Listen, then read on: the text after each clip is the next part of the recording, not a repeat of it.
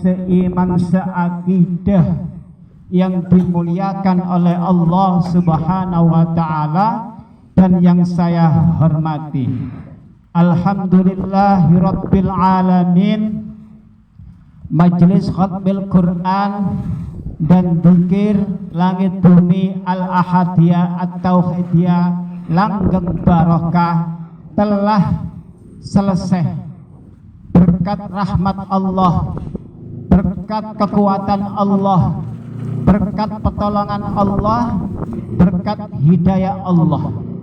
Senantiasa dan selalu apa yang kita baca semua nanti itu menjadikan suatu syafaat bagi kita, istri kita, anak kita, dan keturunan kita ilah yaumil qiyamah dalam menghadap Allah Subhanahu wa taala, dan menjadi lampu penerang kolbu anak kita, menjadi pelita keturunan kita, sehingga anak-anak kita, keturunan kita senantiasa oleh Allah selalu dijaga, diberkati, dirahmati, diridhoi, sehingga hidupnya lahir batin penuh dengan ma'rifatullah dan mahabbatur rasul, dan selalu dilancarkan segala apa yang menjadi keinginannya, hajatnya, lahir batin, dunia akhirat, materi, mental, spiritual.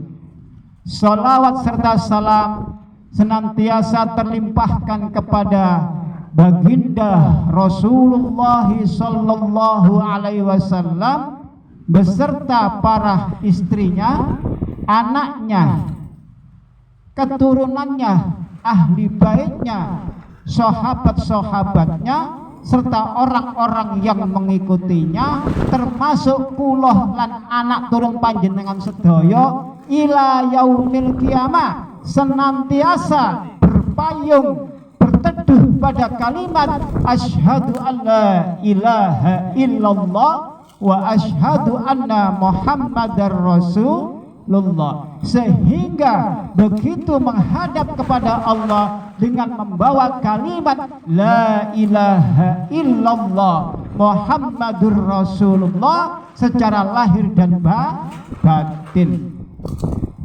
Para bapak-bapak, ibu-ibu yang dimuliakan Allah dan saya hormati, bahwasannya saya berpesan tatkala berzikir, tatkala berzikir, mulai dari kalimat syahadat sampai sholawat burda. Nun sewu, permisi sebelumnya dan minta maaf saya. Diusahakan kalimat-kalimat itu ibaratnya makanan. Diibaratkan makanan. Jadikan kalimat-kalimat thayyibah, jadikan kalimat-kalimat dzikir itu sebuah makanan. Dengan dikunyah, dengan diolah, dengan dirasakan, sehingga kalimat-kalimat itu bisa masuk ke dalam kulit sampai darah panjenengan, sehingga kalimat itu sampai menetap di dalam ruh panjenengan. Diusahakan seperti itu. Jadi kalau membaca pelan-pelan aja, asyhadu alla ilaha illallah wa asyhadu anna muhammadar rasulullah. Pikiran, hati, jiwa, rasa, kulit, daging, tulang, sumsum, otot, saraf, itu semua dimasuki dengan kalimat-kalimat seperti itu. Supaya apa? Supaya kalimat-kalimat itu bisa menjadi syifa, penyembuh panjenengan, obat bagi panjenengan. kalau makanan nasi menjadi obat lapar. Tapi kalimat-kalimat thayyibah, kalimat-kalimat zikir jadikan obat untuk menyembuhkan jiwa panjenengan. Jadikan penyembuh untuk apa? Pikiran panjenengan sing ruwet. Jadikan kalimat-kalimat itu penyembuh bagi hati yang gelisah. Kalau semua itu sudah menyatu dalam kulit panjenengan, darah panjenengan, daging panjenengan, tulang sumsum panjenengan, otot dan urat saraf panjenengan, serta roh jenengan, nun sewu, permisi saya, panjenengan gak usah ndonga, ya Allah kula nggak ada hajat ngeten, mboten usah, mboten usah, cukup sampean meneng ngeten niki kerentek dadi. Menang niki lho ngeten niki tok, menang diam ya, walaupun dengan cara duduk, walaupun dengan cara berjalan. Sampean panjenengan sedaya itu diam, tek meneng, kerentek, sret dadi. Kalau memang benar-benar kalimat itu sudah menjasad di dalam lahir batin panjenengan. Dan itu yakin. Saya cerita, pada waktu itu saya habis turun dari gunung. Masih gunung itu Mali Topo. Saya selesai topo 1 tahun, tidak melihat dunia apapun, tidak bicara dengan manusia siapapun. Yang saya selalu bicarakan adalah kalimat-kalimat thayyibah. Seluruh zikir torekot itu saya baca. Jadi kula dulu topo 1 tahun niku mulai jam 12 tet sampai subuh niku lenggah. 12 tet sampai krungu assalatu wassalamu alaik niku baru kula selesai zikir. Mulai jam 12 sampai tarhim subuh saya duduk. Itu semua amalan torekot saya baca. Nah, setelah 1 tahun saya ingin sekolah lagi. Ya Allah, saya ini ingin sekolah lagi ya Allah. Nah, akhirnya apa? Suatu saat saya sholat maghrib berjamaah di masjid. Begitu saya sholat, habis assalamualaikum, ya, ini kok ada suara. Bila kamu ingin sekolah lagi, tidak apa-apa, masuk ke dalam semea ini, jurusan ini. Nah, begitu tahun ajaran baru saya daftar, langsung daftar sesuai apa suara dalam masjid itu tadi. Begitu pengumuman, saya diterima di sekolah itu dengan jurusan itu. Nah, suatu saat setelah saya sekolah, ya, itu di sekolah umum. Kemudian saya itu pulang naik angkot. Jarak rumah dengan sekolah itu 10 kilo. Saya naik angkot. Dalam keadaan pulang itu sudah mendung, petet dedut.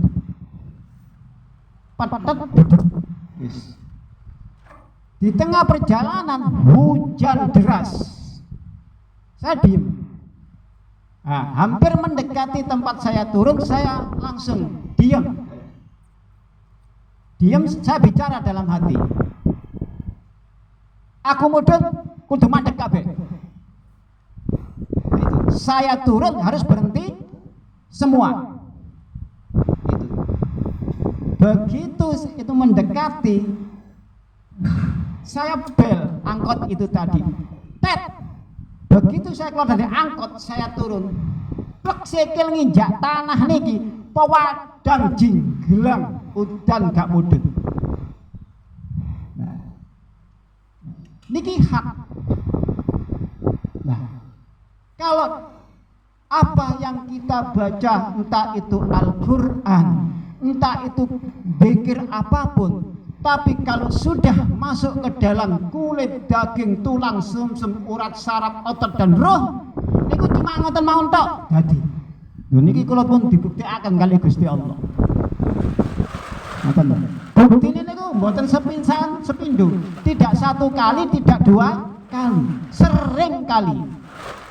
Suatu saat saya di masjid, saya sholat di masjid, zikir, habis zikir hujan deras, tapi masih zikir zikir. Begitu selesai zikir saya doa ya Allah. Begitu doa saya keluar dari pintu masjid, mandek udan niki mandek. Saya berjalan. Orang yang di sekitar masjid itu tadi melongo, udan dedek deresi koyok ngono, mandek terang. Itu kalau kalimat-kalimat itu sudah menyatu dengan diri kita. Karena apa? Kalimat-kalimat yang panjenengan baca itu sesungguhnya itu sudah ada di dalam diri kita semuanya. Tinggal kita itu menyatukan. Nah, makanya saya bilang ibarat panjenengan kalau berzikir, baca Quran, ibaratkan itu sebuah makanan yang harus bisa menyatu panjenengan. Tidak perlu cepat. Allahumma anta rabbi la ilaha illa anta khalaqtani wa ana abduka wa ana ala ahdika wa wa'dika. Nah, ngoten. Tapi ini dimasukkan blek gitu. Ditanamkan terus. Ya, kalau itu sudah menyatu, panjenengan mboten usah ngangkat tangan wis.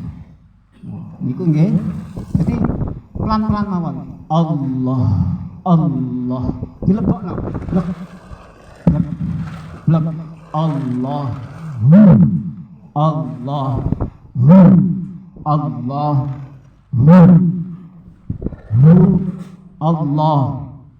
Dilebokno. Bila panjenengan sudah seperti itu, nun sewu, langit bumi niki sujud dumateng panjenengan. Hak.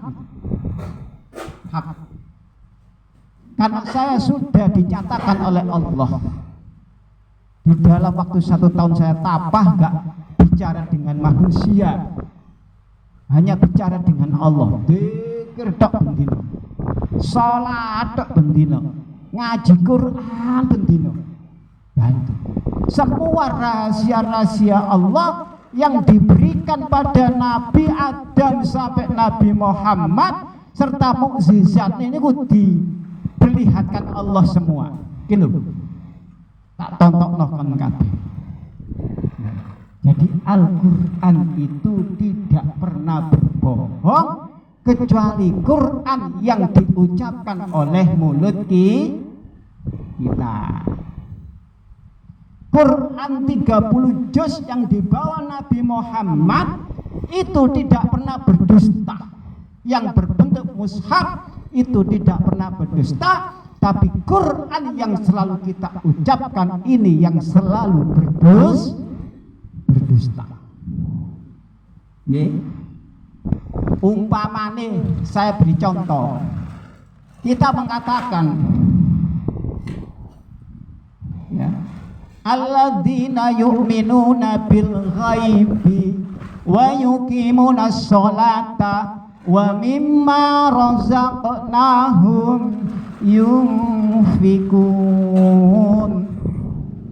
Wahai manusia, banyak-banyaklah sodako dan berikan sodako itu kepada fakir miskin, pada anak yatim, pada janda, kaum duafa yang tidak mempunyai apa-apa dan sangat memerlukan.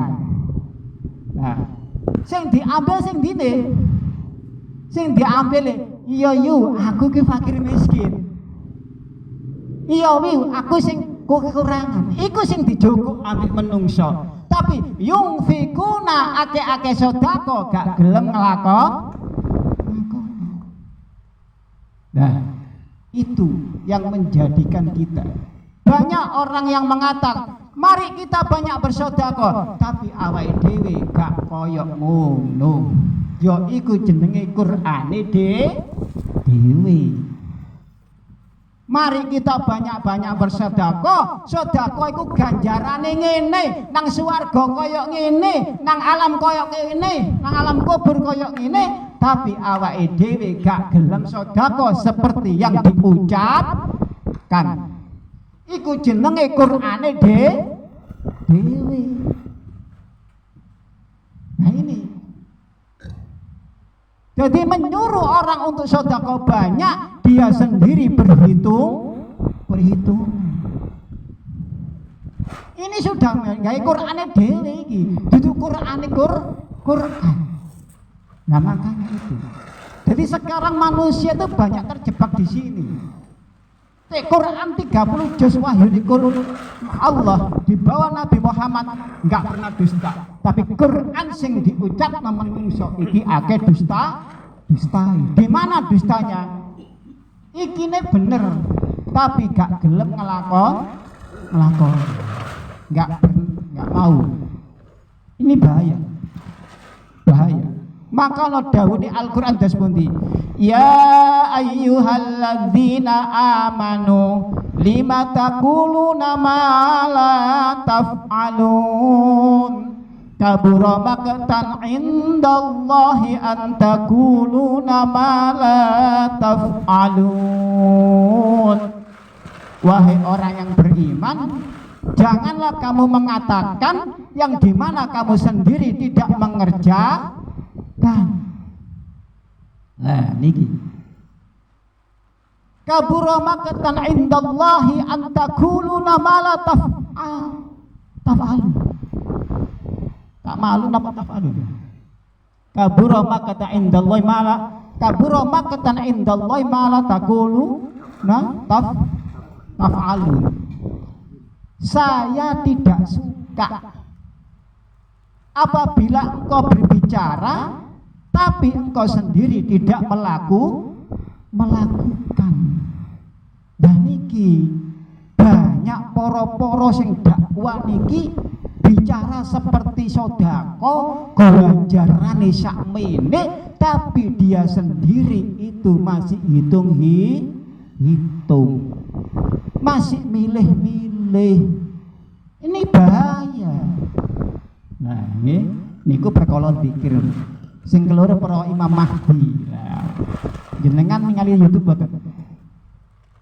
Imam Mahdi. Imam niku artine napa? Pemimpin. Mahdi. Mahdi napa Mahdi ini? Mahdi ini kata dasarnya napa? Huda. Petunjuk. Mahdi niku kata dasarnya huda. Petunjuk. Imam niku pemimpin. Berarti artinya apa? Imam yaitu pemimpin yang memberi petunjuk. Nah, sinten niki pemimpin yang memberi petunjuk? Pertanyaannya ngoten. Sedaya menungso yang dikatakan Imam Mahdi itu adalah keturunan Rasulullah yang akan dibaiat di Ka'bah. Kan ngoten. Nah, Imam Mahdi niku ahli baiti Rasulullah, duriyane Rasulullah. Nun sewu. Barang siapa yang mengucapkan asyhadu alla ilaha illallah wa asyhadu anna Muhammadar Rasulullah termasuk ahlu baiti Gusti Allah. Jadi ahlul baiti Rasulullah itu atau duriyane Rasulullah itu ada beberapa hal. Siji teko nasab darah. Kedua, manusia yang mewarisi ilmu tahqiq Rasulullah. Ilmu tahqiq niku ilmu hakikat, ilmu makrifat, ilmu tasawuf, yaitu ilmu batinnya Rasulullah. Niku termasuk ahlu bait Rasulullah. Niku termasuk driyani Rasulullah. Niku termasuk keturunan Rasulullah. Yang ketiga yaitu manusia yang mewarisi akhlak Rasulullah. Nah, akhlak Rasulullah. Laqad kana fi Rasulillahi uswatun hasanah.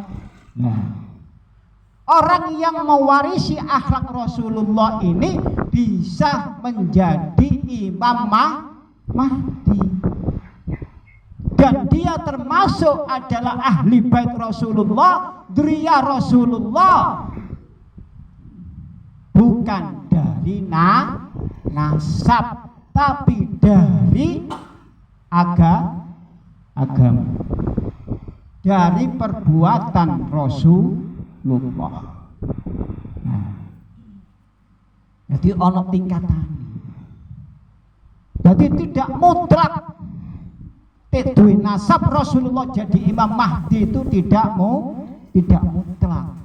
Bisa jadi orang yang menjadi Imam Mahdi itu adalah orang yang satu nasabnya Rasulullah, darahnya, kedua yang nasab dari ilmu batinnya Rasulullah dan akhlaknya Rasulullah. Jadi terbuka kangge panjenengan. Yang dimana orang yang mewarisi akhlaknya Rasulullah, orang yang mewarisi ilmu batin Rasulullah niku pasti dipanjingi kali Gusti Allah nur makrifat lan nur ketuhan. Nah niku jadi Imam Mahdi itu tidak terbatas dari nasab, bukan. Jadi jangan kita menunggu Imam Mahdi kapan tegorek Imam Mahdi iki hancur Indonesia iki. Wah, jangan. Perkara Imam Mahdi besok itu datang, iku dudu urusane awake dhewe. Jarno wae wis. Sing penting saiki bagaimana kita mendidik diri kita menjadi Imam Mahdi yang mewarisi ilmu batinnya Rasulullah dan mewarisi akhlaknya Rasulullah. Nah, itu yang pertama. Yang kedua, jangan kita selalu berharap Imam Mahdi yang digambarkan satu hadis yang dibaiat di Ka'bah itu selalu kita nanti-nantikan. Kita nanti hidup dalam khayalan. Kita hidup dalam imajinasi. Tapi yang kita harus fokuskan adalah misi Imam Mahdi. Misinya Imam Mahdi itu satu, memberantas kekufuran, kekafiran, kemunafikan, kedoliman, kesombongan, keirian, kedengkian. Nah niku sedaya niku misine Imam Mahdi. Yang kedua, misinya Imam Mahdi itu membentuk suatu negara, baldatun thayyibatun wa rabbun ghafur. Itu misinya Imam Mahdi. Yang ketiga, misinya Imam Mahdi menciptakan surga jannatin tajri min tahtihal anhar, yang di dalamnya ada telaga-telaga Kausar. Jannati min tahtihal anhar itu adalah surga, taman yang dimana ada air mengalir. Artinya apa? Membikin hidup tenang, damai, sentosa, tentrem, bahagia, gemah, ripoh lan jinawi, toto tentrem, kerto raharjo. tutwuri handa yani terus wong Jawa ngoten. Niku misine Imam Mahdi. Ayo kita ciptakan misinya Imam Mahdi. Wis gak usah nunggu Imam Mahdi maneh.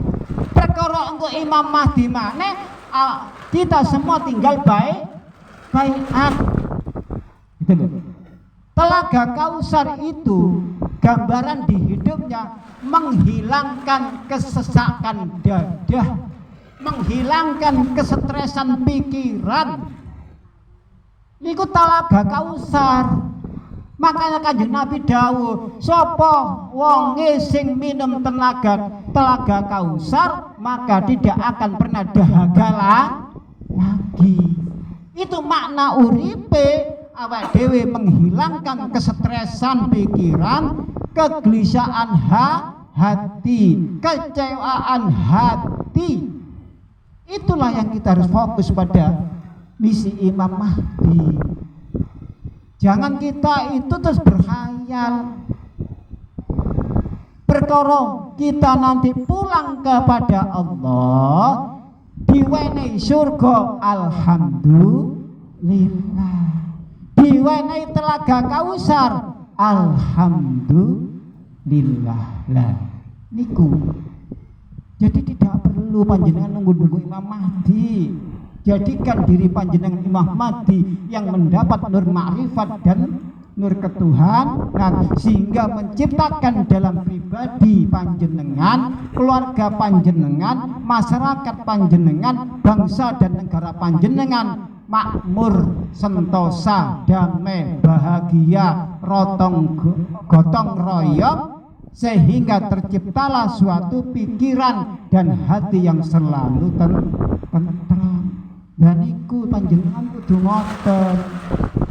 Ndak usah wis perkara Imam Mahdi besok datang ya tinggal kita baiat karena kita sudah selaras. Yang terakhir, ahlul kitab. Menurut panjenengan ahlul kitab itu sinten? Zamane Rasulullah. Di dalam kitab-kitab tafsir, ahlu kitab itu orang Yahudi dan orang Nasrani. Tapi zaman saiki sinten? Hah? Napa orang Yahudi dan Nasrani? Tidak. Ahlu kitab iki ya umat Nabi Muhammad.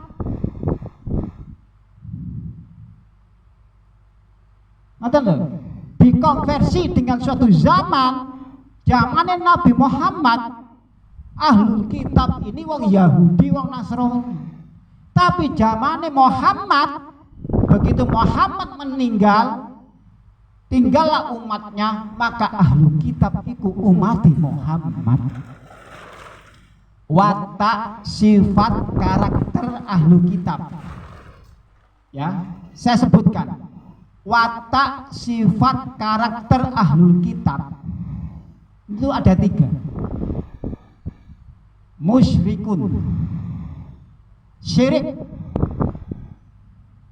Kedua, munafikun, nifak. Ketiga, fasikun, fasek. Fasek itu perbuatannya, nifak itu ucapannya. Akhirnya dadi syirik menduakan. Niku cirine ahli kitab. Ahli kitab zaman Nabi Musa Yahudi dan zaman Nabi Isa Nasrani, cirine 3 niki. Musyrik, nifak, fasik. Panjenengan pados teng Quran. Apabila umat Muhammad yang menerima kitab Al-Qur'an, percaya dengan kitab Al-Quran, tapi ada 3 sifat ini, termasuk dia adalah ahlul kitab. Ahlul kitab itu sedikit yang beriman, tapi kebanyakan dia itu fasik. Kalau dia pinter, ahlul kitab itu pinter kitab, pandai kitab ahlul kitab itu. Tapi dia tidak akan percaya sebelum datangnya bukti. tatkala bukti didatangkan tetap tidak percaya. Niku ahlu kitab. Jadi panjenengan iku wis pinter kitab, pinter ilmu, ada penjelasan yang menerangkan, panjenengan tidak mau percaya, tidak mau tunduk, termasuk kategori ahlul kitab. Ahlul kitab. Hati-hati sampean.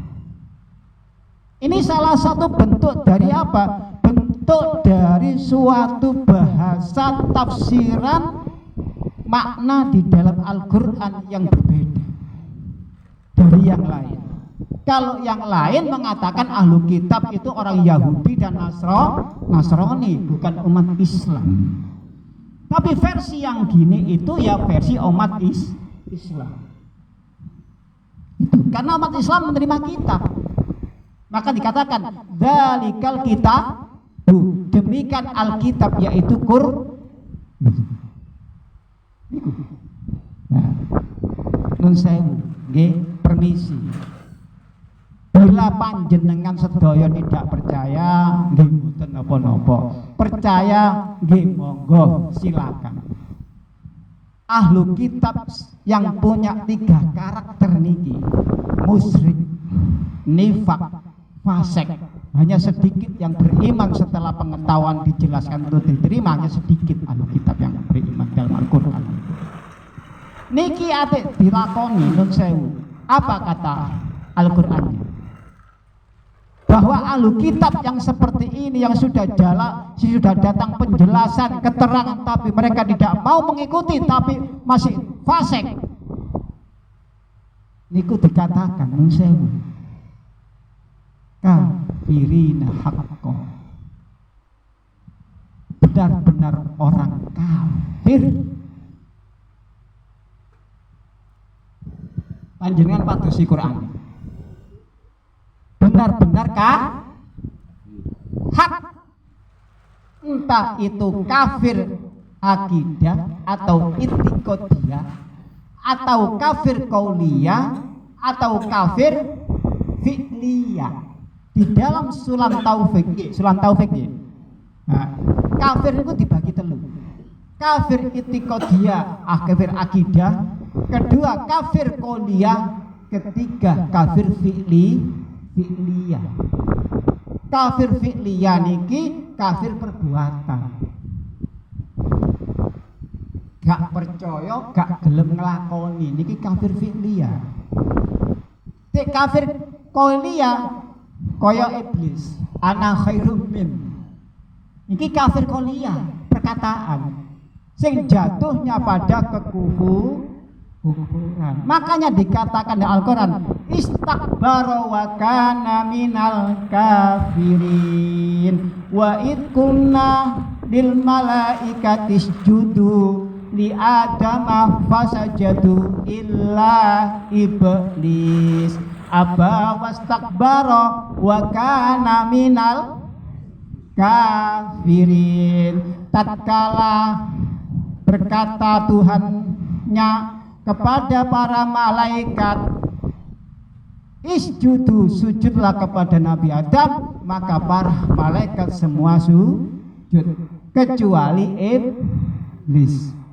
Dikatakan, hei iblis, kenapa engkau nggak mau sujud pada Nabi Adam? Kata iblis, saya lebih baik daripada Nabi Adam.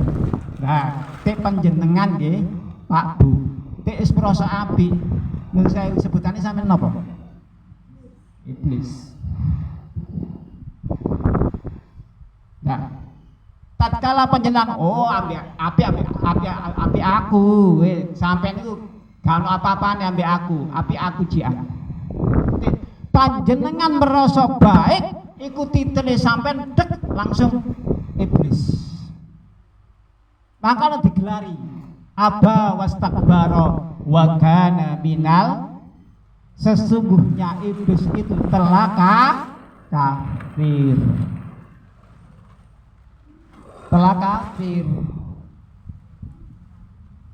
Nah, kafirnya apa? Para ulama mengatakan kafir iblis bukan kafir itikadiyah, bukan kafir akidah, tapi kafir qauliyah dan kafir fi'liyah. Dadi nek kufur mengufuri nikmati Gusti Allah. Padahal iblis saged api diwenehi Gusti Allah. Rumangsa apike teko awake dhewe. Terakhir kula tutup. Panjenengan sampun seperep hadise Kanjeng Nabi niku ditangleti sahabat. Ya Nabi, napa panjenengan niku masuk swarga krana rahmati Allah? Napa jawabe Kanjeng Nabi? Nggih, kula mlebet swarga krana rahmati Allah. Nah, ini suatu bahasa isyarat dari hadis Nabi. Ketaatane Nabi Muhammad, salate Nabi Muhammad gak kanggo gawe tuku swarga. Nabi Muhammad saged salat krana rahmate Allah. Nabi Muhammad saged khatamul anbiya wal mursalin krana rahmate Allah. Nabi Muhammad saged nyafaati umat yaumil kiamah krana rahmate Allah. Tanpa rahmati Allah Nabi Muhammad ora bisa apa-apa. Jadi ini pelajaran bagi kita semua.